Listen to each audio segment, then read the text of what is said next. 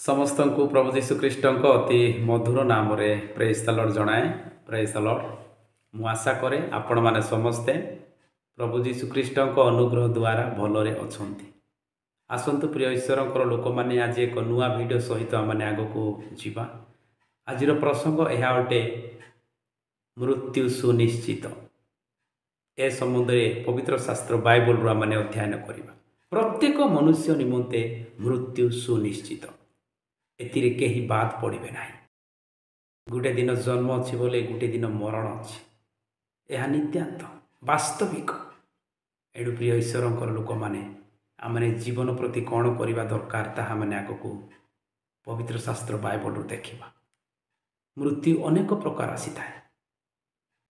कहीं तो heart attack होगी मरती, कहीं तो किडनी फेल, लिवर फेल, कहीं तो पैरालाइज, ट्यूमर, कहीं तो एक्सीडेंट, कहीं तो झुंटी की मध्य पड़ी मरी जाती।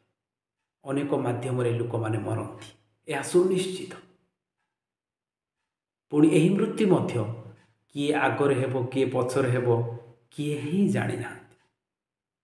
यही पारे गोटे शिशु मध्य आगरे मरी जाए, वृद्ध व्यक्ति पछरे मरी जाए। वृद्ध व्यक्ति पछरे मरी जाती, पुणी युवा व्यक्ति माने आगरे मरी जाती। किंतु मृत्यु सुनिश्चित। आसतु मो सहित आपण माने पवित्र शास्त्र बाइबल को खुलंतु। उपदेशक 9 अध्याय तार 2 पद। सबु विषय समस्त प्रति समान घटई, धार्मिक और दुष्ट, सुशील पुणी सूची व असुची, यज्ञकारी व अयज्ञकारी समस्त प्रति एक घटना हुए। सुशील जेपरी पापी सेपरी, पुणी शपथकारी जेपरी शपथ भयकारी सेहीपरी। प्रिय ईश्वर लोक मैंने समस्त समान घटई। यह हेउची मृत्यु। एतिरे गरीब पाई भी मृत्यु अच्छी, धनी व्यक्ति मानक पाई भी मृत्यु अच्छी, एथिरे स्टार लोक मानक पाई भी मृत्यु अच्छी, सुनाम धन्य प्राप्त होइथिबा व्यक्ति मानकर भी मृत्यु अच्छी।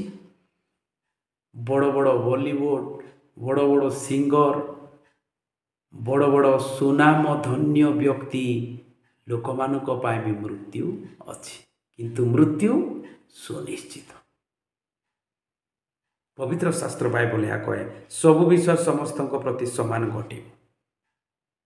ए मृत्यु केते बेले आसी जाए कौन सी व्यक्ति जाने ना। एणु 9 तार 12 पदर लिखा जाए, कारण मनुष्य मध्य अपना समय जाने ना। कारण मनुष्य मध्य अपना समय जाने ना। केते बेले चाली जीव ही जीवन मनुष्य जाने ना। जे प्रकार मत्स्य अशुभ जाल रे पड़ती व जे प्रकार पक्षीगण फांदरे धरा जाती, सेहीपरि मनुष्य संतानगण अकस्मात उपस्थित विपद समय धरा पड़ती। सेही प्रकार मनुष्य अचानक तांकर जीवन चली जाए। आमने भाभी भी पारि न थाउ एही प्रकार जीवन चली जाए। केते बेले कौन हम कु मुहूर्त रे कौन हम आमने जानी न थाउ। एणु प्रिय ईश्वर लोक माने जीवन जीवा पूर्वर, मरण हेबा पूर्वर, यही शरीर माटी रे मिसी जीवा पूर्वर आम माने सदा प्रभु ठारे विश्वास करने को पड़िबो। एणु एठारे लेखंती मनुष्य मध्य अपना समय जाने नाही। केते बेले कौन हम कु गड़ी मुहूर्त रे कौन हम आमने जानी ना। ए जीवन एक पानी फुटका सदृश। ए जीवन एक घास फूल सदृश। फूल सकाळ फुटी जाए, खरा आसिले ताहा मौली जाए। ठीक मनुष्य जीवन से ही प्रकार। केते बेले कौन हम आमने जानी ना। एणु जीवन थिबा समय रे अपना सृष्टिकर्ता को आमने स्मरण करने आवश्यकता अटे। प्रिय ईश्वर लोक माने यही श्वास वायु अटकाई रखा कौन सी व्यक्तिर क्षमता ना। आपण मो सहित खुलंतु उपदेशक 8 अध्याय 8 पद। श्वास वायु अटकाई रखा श्वास वायु उपरे कौन सी मनुष्यर क्षमता ना, किबा मरण दिन उपरे ताहार किछि क्षमता ना। पुणी सेही युद्धरु छाड़ ना, अथवा दुष्टतारे आसक्त लोकों को दुष्टता उद्धार करि पारिबो नाही। प्रिय ईश्वर लोक माने श्वास वायु अटकाई रखा कौन सी मनुष्यर क्षमता ना। धनी व्यक्ति भी ताहा रखी पारिबो नाही। बॉलीवुड स्टार ବଡ଼ ବଡ଼ ନେତା ମନ୍ତ୍ରୀ କୌଣସି ହିରୋ ହିରୋଇନ୍ କେହି ବି ଏହା ରକ୍ଷା କରିପାରିବେ ନାହିଁ। କାରଣ ଏହି ଶ୍ୱାସବାୟୁ ଅଟକାଇ ରଖିବା ପରମେଶ୍ୱର ଅଟନ୍ତି, ସେ କେବଳ ପ୍ରଭୁ ଯୀଶୁଖ୍ରୀଷ୍ଟ। ହାଲେଲୁୟା। କେବଳ ପରମେଶ୍ୱର ଏହି ଶ୍ୱାସବାୟୁ ଅଟକାଇ ରଖିପାରନ୍ତି, କାରଣ ଏହି ଶ୍ୱାସବାୟୁ ପରମେଶ୍ୱର ଦେଇଅଛନ୍ତି। ଆପଣମାନେ ମୋ ସହିତ ଖୋଲନ୍ତୁ ଆଦି ପୁସ୍ତକ 2 ଅଧ୍ୟାୟ ତାର 7 ପଦ। ଅନନ୍ତର ସଦାପ୍ରଭୁ ପରମେଶ୍ୱର ଭୂମିରୁ ଧୂଳି ଦ୍ୱାରା ମନୁଷ୍ୟକୁ ନିର୍ମାଣ କରି ତାହାର ନାସିକା ରନ୍ଧ୍ରରେ ଫୁଙ୍କ ଦେଇ ପ୍ରାଣବାୟୁ ପ୍ରବେଶ କରାଇଲେ, ତହିଁରେ ମନୁଷ୍ୟ ଜୀବିତ ପ୍ରାଣୀ ହେଲେ। ଏହି ପ୍ରାଣ, ଏହି ଜୀବନ, ଏହି ଶ୍ୱାସବାୟୁ ସଦାପ୍ରଭୁ ଦେଇଛନ୍ତି।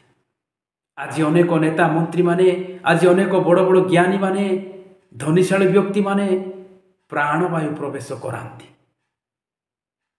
ଗୋଟିଏ ଗୋଟିଏ ମୂର୍ତ୍ତି ନିର୍ମାଣ କରି ତାହାଙ୍କୁ ପ୍ରାଣବାୟୁ ପ୍ରବେଶ କରାଉଛନ୍ତି, ପ୍ରାଣ ପ୍ରତିଷ୍ଠା କରୁଛନ୍ତି। ସେମାନେ ନିଜକୁ ସ୍ୱୟଂ ପରମେଶ୍ୱର ବୋଲି ଭାବୁଛନ୍ତି, ସେମାନେ ନିଜକୁ ମହାନ ବୋଲି ଭାବୁଛନ୍ତି। ପ୍ରିୟ ଈଶ୍ୱରଙ୍କ ଲୋକମାନେ, ହେଇପାରିବ ନାହିଁ। ପ୍ରେରିତ ପୁସ୍ତକ 4 ଅଧ୍ୟାୟର 12 ପଦରେ ଲେଖାଯାଏ, ଆକାଶ ତଳେ ମନୁଷ୍ୟମାନଙ୍କ ମଧ୍ୟରେ କାହାରି ନାମ ଦିଆଯାଉ ନାହିଁ, କୌଣସି ବ୍ୟକ୍ତି ପ୍ରକାର ନାହିଁ, ଯେଉଁ ନାମରେ କି ପରିତ୍ରାଣ ମିଳେ, ଅନନ୍ତ ଜୀବନ ମିଳେ। ଏହି ପ୍ରକାର ନାମ କେବଳ ଯୀଶୁ ନାମ ଅଟେ। ଯୀଶୁଙ୍କ ବିନା କୌଣସି ମନୁଷ୍ୟ ପାଖରେ ଜୀବନ ଦେବାର କ୍ଷମତା ନାହିଁ, ଶ୍ୱାସବାୟୁ ଅଟକାଇ ରଖିବାର କ୍ଷମତା ନାହିଁ, ଜୀବନକୁ ବଞ୍ଚେଇ ରଖିବାର କ୍ଷମତା ନାହିଁ, କେବଳ ସଦାପ୍ରଭୁଙ୍କଠାରେ ଅଛି। ହାଲେଲୁୟା। ଏଣୁ ମୁଁ ଆଜି ଆପଣମାନଙ୍କୁ କହି ରଖିବା ପାଇଁ ଚାହେଁ, ମୃତ୍ୟୁ ସୁନିଶ୍ଚିତ। ଏଣୁ ମୃତ୍ୟୁ ହେବା ପୂର୍ବରୁ ନିଜ ଜୀବନକୁ ପ୍ରଭୁ ଯୀଶୁଙ୍କଠାରେ ସମର୍ପଣ କରିବା ଆବଶ୍ୟକତା ଅଟେ। ଆମମାନେ ଧରାପୃଷ୍ଠରେ ବଳ ସକାଶୁ, ଜ୍ଞାନ ସକାଶୁ, ଅର୍ଥ ବହୁଳ ସକାଶୁ ଆମମାନେ ଗର୍ବିତ ହେଇଥାଉ। ଏହି ଗର୍ବ ବି ଆମମାନଙ୍କୁ ରକ୍ଷା କରିପାରିବ ନାହିଁ। ଆପଣମାନେ ମୋ ସହିତ ଖୋଲନ୍ତୁ ଯିରିମିୟ 9 ଅଧ୍ୟାୟ 23-24। ସଦାପ୍ରଭୁ ଏହି କଥା କହନ୍ତି, ଜ୍ଞାନବାନ ଆପଣା ଜ୍ଞାନରେ ଦର୍ପ ନ କରୁ, କିଏ ବା ବଳବାନ ଆପଣା ବଳରେ ଦର୍ପ ନ କରୁ, ଧନବାନ ଆପଣା ଧନରେ ଦର୍ପ ନ କରୁ। ପ୍ରିୟ ଈଶ୍ୱରଙ୍କର ଲୋକମାନେ, ଏଠାରେ ଲେଖନ୍ତି ସଦାପ୍ରଭୁ ଏ ପ୍ରକାର କହନ୍ତି, ଜ୍ଞାନବାନ ଆପଣା ଜ୍ଞାନରେ ଦର୍ପ ନ କରୁ।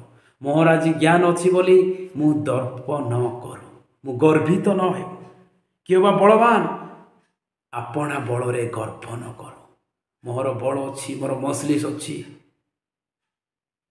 ଏହା କହି ଗର୍ବିତ ନ ହେଉ। ପୁଣି ତଳକୁ ଲେଖାଯାଏ, ଧନବାନ ଆପଣା ଧନରେ ଗର୍ବ ନ କରୁ। ହେଇପାରନ୍ତି ଆପଣ ଏଇ ୱାର୍ଲଡର ନମ୍ବର 1 ଧନୀ, ନମ୍ବର 2 ଧନୀ, ଭାରତର ନମ୍ବର 1 ଧନୀ ହେଇପାରନ୍ତି।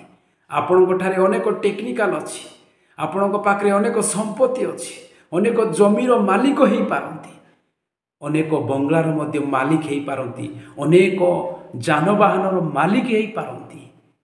କିନ୍ତୁ ଗୋଟିଏ ଦିନ ଆପଣଙ୍କର ବିଶ୍ୱାସ ବାୟୁ ଚାଲିଯିବ। କେତେବେଳେ ଚାଲିଯିବ ଏ ଜୀବନ ଜାଣେ ନାହିଁ। ଅଛି ଦିନେ ମରଣ। ଗୋଟେ ଦିନ ଜନ୍ମ ହେଇଛୁ ମାନେ ଗୋଟେ ଦିନ ମୃତ୍ୟୁ ଅଛି ସୁନିଶ୍ଚିତ। ଏହି ଯୁଦ୍ଧରୁ ଆଉ ଛାଡ଼ ନାହିଁ ବୋଲି ଜ୍ଞାନୀ ସଲୋମନ କହନ୍ତି। ଏଥିରେ ଆଉ ଛାଡ଼ ନାହିଁ। ଆପଣମାନେ ଲୋନ୍ ନେଇପାରନ୍ତି, ସେଥିରେ କିଛି ଛାଡ଼ ହୋଇପାରେ। ଆପଣମାନେ କିଛି ଧାର ପଇସା ଅନ୍ୟଠାରୁ ଆଣିଥାନ୍ତି, ସେଥିରେ କିଛି ଛାଡ଼ ହୋଇପାରେ। ଆପଣମାନେ ବ୍ୟାଙ୍କରୁ ଲୋନ୍ ବି ନେଇପାରନ୍ତି, ସରକାର ଆପଣଙ୍କୁ ଛାଡ଼ ଦେଇପାରନ୍ତି, କିନ୍ତୁ ଏହି ମୃତ୍ୟୁରୁ ଛାଡ଼ ନାହିଁ, ଏହା ସୁନିଶ୍ଚିତ। ବାଇବଲ ପ୍ରକାଶ କରେ ମୃତ୍ୟୁ ସମସ୍ତଙ୍କ ନିମନ୍ତେ। ଏଠାରେ କହନ୍ତି, ଜ୍ଞାନବାନ ଆପଣ ଜ୍ଞାନରେ ଦର୍ପ ନ କରୁ, ଧନବାନ ଆପଣ ଧନରେ ଦର୍ପ ନ କରୁ, ବଳବାନ ଆପଣ ବଳରେ ଦର୍ପ ନ କରୁ। ଦର୍ପ ଏଥିରେ କରାଯାଉ, ସଦାପ୍ରଭୁଙ୍କଠାରେ ଦର୍ପ କର। ପ୍ରଭୁ ଯୀଶୁଖ୍ରୀଷ୍ଟଙ୍କଠାରେ ଦର୍ପ କରିବା ଆବଶ୍ୟକତା ଅଟେ। ଆଜି ଆମମାନେ ଧରାପୃଷ୍ଠରେ ବାସ କରି ଲୋକଙ୍କୁ ଆମମାନେ ଅତ୍ୟାଚାର କରି, ଲୋକଙ୍କର ସମ୍ପତ୍ତି ଲୁଟି, ଲୋକମାନଙ୍କର ଜାଗା ବାଡ଼ି ଲୁଟି, ଲୋକମାନଙ୍କର ଘର ଦ୍ୱାର ଲୁଟି ନିଜକୁ ଆମମାନେ ବଡ଼ ପଣିଆ ଦେଖାଉଛୁ, ଗର୍ବ ଦେଖାଉଛୁ। ଆଜି ଏହି ବଳ ଅଛି ବୋଲି ସିନା ଆମମାନେ ଦେଖାଉଛୁ। ସମୟ ଆସିବ, ମୃତ୍ୟୁ ସୁନିଶ୍ଚିତ। ସମସ୍ତଙ୍କ ପାଇଁ ସମାନ ଘଟିବ, ତାହା ହେଉଛି ମୃତ୍ୟୁ। ଏଣୁ ଲୁକ ପୁସ୍ତକ 9 ଅଧ୍ୟାୟ ତାର 25 ପଦ ଆପଣମାନେ ମୋ ସହିତ ଖୋଲନ୍ତୁ। ଲୁକ ପୁସ୍ତକ 9 ଅଧ୍ୟାୟ ତାର 25 ପଦ। ଆଉ ମନୁଷ୍ୟ ଯେବେ ସମସ୍ତ ଜଗତ ଲାଭ କରି ଆପଣଙ୍କୁ ବିନାଶ କରେ ବା ହରାଏ, ତେବେ ତାହାର କି ଲାଭ? ମନୁଷ୍ୟ ସମୁଦାୟ ଜଗତକୁ ଲାଭ କରି ଯଦି ନିଜର ଜୀବନ ହରାଏ, ତାହେଲେ କି ଲାଭ? ପରମେଶ୍ୱର ଯେଉଁ ଆତ୍ମା ଆମମାନଙ୍କଠାରେ ଦେଇଛନ୍ତି, ଏ ଆତ୍ମାକୁ ଯଦି ହରାଏ ତାହେଲେ କି ଲାଭ ହେବ? ଏଣୁ ପ୍ରିୟ ଈଶ୍ୱରଙ୍କର ଲୋକମାନେ, ଆମମାନେ ଏହି ଜୀବନକୁ ସାଧାରଣ ଭାବିବା ନାହିଁ। ପ୍ରଭୁ ଆମମାନଙ୍କୁ ଏହି ଶରୀର ଦେଇଛନ୍ତି। ଏହି ଶରୀରରେ ଅଭିଳାଷାର ଜୀବନ ଅତିବାହିତ କରିବା ପାଇଁ ପ୍ରଭୁ ଦେଇନାହାନ୍ତି। ଆପଣମାନେ ମୋ ସହିତ ଖୋଲନ୍ତୁ 1 କରନ୍ତି 6 ଅଧ୍ୟାୟ ତାର 20 ପଦ। କାରଣ ତୁମ୍ଭେମାନେ ବିଶେଷ ମୂଲ୍ୟରେ କିଣା ଯାଇଅଛ, ଏଣୁ ତୁମମାନଙ୍କ ଶରୀରରେ ଈଶ୍ୱରଙ୍କ ଗୌରବ ପ୍ରକାଶ କର। କାରଣ ଏହି ଶରୀର ସୁଖ ଅଭିଳାଷରେ ଜୀବନ ଅତିବାହିତ କରିବା ପାଇଁ ସଦାପ୍ରଭୁ ଆମମାନଙ୍କୁ ଦେଇନାହାନ୍ତି। ସେ ଆପଣା ପ୍ରତିମୂର୍ତ୍ତିରେ ଆମମାନଙ୍କୁ ନିର୍ମାଣ କଲେ ତାଙ୍କରି ଗୌରବ ପ୍ରକାଶ କରିବା ପାଇଁ, ତାଙ୍କରି ଗୌରବ ବର୍ଣ୍ଣନା କରିବା ପାଇଁ, ଅଭିଳାଷାରେ ଜୀବନ ଅତିବାହିତ କରିବା ପାଇଁ ନାହିଁ। ପ୍ରିୟ ମୋର ଈଶ୍ୱରଙ୍କର ଲୋକମାନେ, ପରମେଶ୍ୱର ଆମମାନଙ୍କୁ ଆତ୍ମା ଦେଇଛନ୍ତି। ଏହି ଆତ୍ମା ରକ୍ଷିତ ହେବା ପାଇଁ 2ଟି ସ୍ଥାନ ଅଛି, ସ୍ୱର୍ଗ ଆଉ ନର୍କ। ଯଦି ଆମେ ପ୍ରଭୁ ଯୀଶୁଖ୍ରୀଷ୍ଟଙ୍କୁ ବିଶ୍ୱାସ କରି ମୃତ୍ୟୁବରଣ କରୁ, ତେବେ ଆମମାନଙ୍କର ଆତ୍ମା ସ୍ୱର୍ଗକୁ ଯିବ। ଯଦି ଆମେ ପ୍ରଭୁ ଯୀଶୁଖ୍ରୀଷ୍ଟଙ୍କଠାରେ ବିଶ୍ୱାସ ନ କରି କେତେ ବି ବଲିଉଡ଼ ହେଇପାରନ୍ତି, କେତେ ବି ସିଙ୍ଗର ହେଇଥାଉ, କେତେ ବି ଜ୍ଞାନୀ ହେଇଥାଉ, କେତେ ବି ବଳବାନ ହେଇଥାଉ, କେତେ ବି ସୁନାମ ଧନ୍ୟ ଅର୍ଜନ ବ୍ୟକ୍ତି ହେଇଥାଇପାରୁ, ଆମମାନେ ଈଶ୍ୱରଙ୍କ ରାଜ୍ୟକୁ ଯାଇନପାରୁ।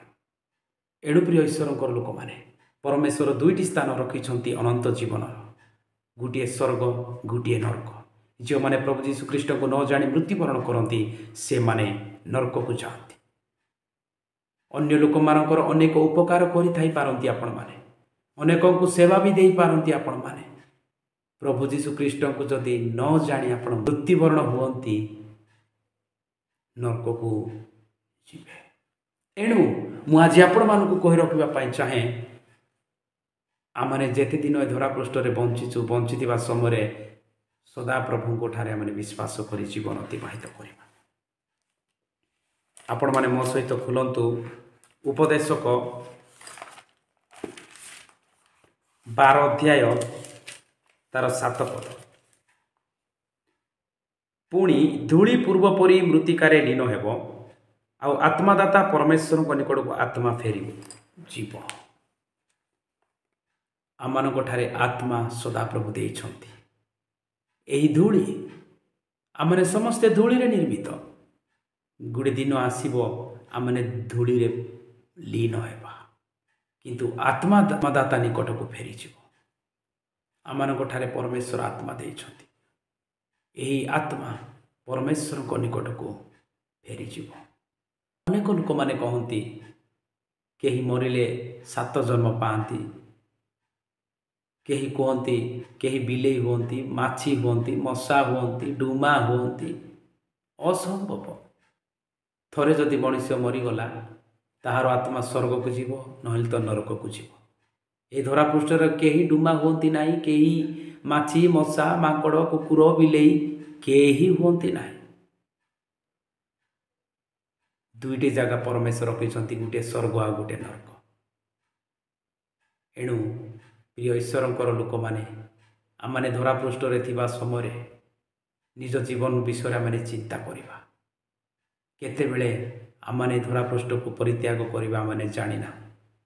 ଏଣୁ ମୁଁ ଆଜି ଆପଣମାନଙ୍କୁ ଏହି ପବିତ୍ର ଶାସ୍ତ୍ର ବାଇବଲର ପରାମର୍ଶ ଦିଏ, ସମସ୍ତଙ୍କ ପାଇଁ ସମାନ ଘଟେ, ତାହା ହେଉଛି ମୃତ୍ୟୁ।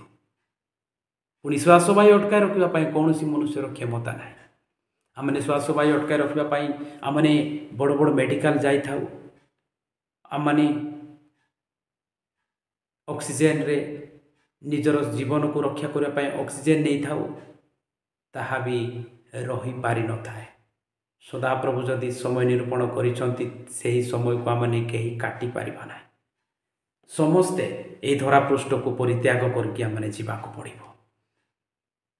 ଏଣୁ ପ୍ରିୟ ଈଶ୍ୱରଙ୍କର ଲୋକମାନେ, ଆସନ୍ତୁ, ସମୟ ଅଛି, आम निजक समीक्षा करवा मोहर जीवन कि प्रकार गति करुच्ची मोहर शरीर कि प्रकार गति करुच्ची मु बेविचार लिप्त अच्छी कि मु चोरी रे अच्छी कि मु डकायत करुच्ची कि मु जन को लुटी मु संपत्ति अर्जन करुच्ची कि आसतु निजक समीक्षा करवा ए जीवन आज अच्छी काली ना आम मैंने जापर ना आसतु आमने प्रार्थना करवा।